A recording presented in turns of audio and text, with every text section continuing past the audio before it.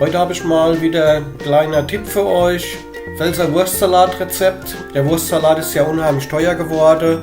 Auch die geschnittene Lyoner Wurst ist sehr teuer geworden. Ich habe jetzt 2 so Päckchen gekauft, 200 Gramm, also 400 Gramm haben wir jetzt. Und ich habe dafür bezahlt genau 69 Cent. Aber meistens kosten sie so um die 99 Cent, also sehr billig. Dann zeige ich euch mal, wie ihr das ganz billig macht. Wir benutzen 2 Packungen Wurst, also so eine Lyoner Wurst. Eine Packung hat 200 Gramm, reicht locker für 3 Personen. Legt ihr übereinander und schneidet die in schöne, schmale Streifen. Das Ganze geht ganz schnell, innerhalb von ein paar Minuten habt ihr eure Wurststreifen geschnitten. Und schon fertig. Das Ganze mischen wir ein bisschen durch. Also abonniert meinen Kanal, um weitere Videos zu erhalten. Drückt das Glöckchen.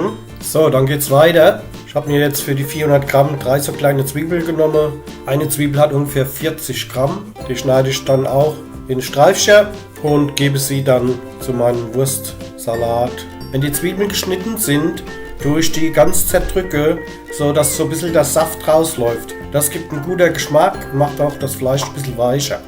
Dann nehme ich noch ein bisschen Gurkenwasser dazu. Das passt immer gut. Also ein kleiner Schuss. Dann kommen noch dazu ein paar Gürkchen, die hole ich immer im Netto, die sind wirklich ganz klasse. Die sind nicht zu sauer, die sind auch nicht zu süß, das ist perfekt. Das kommt dann auch noch dazu. Ich habe jetzt Olivenöl genommen, das ist geschmacksneutral, das kann man auch zum Kochen nehmen. Dann Pfeffer, alles nach Gusto, tschechischer Pfeffer ist das. Dann haben wir französisches Salz. So, und dann, meine Tochter mag es halt gern, ein bisschen Mayonnaise dran, der schmeckt dann fast so wie der vom bekannten Metzger hier. Das kannst du auch nicht vergleichen mit einem Wurstsalat, was du so im Päckchen kaufst. Das ist was ganz anderes. Zum Schluss noch ein bisschen Essig dazu, so ein kleiner Schuss. So, und das Ganze tun wir mal schön vermischen. Man kann ihn natürlich jetzt dann gleich genießen, aber wenn er mal so ein paar Stunden steht im Kühlschrank, ein bisschen abdecke, dann schmeckt er mir am besten.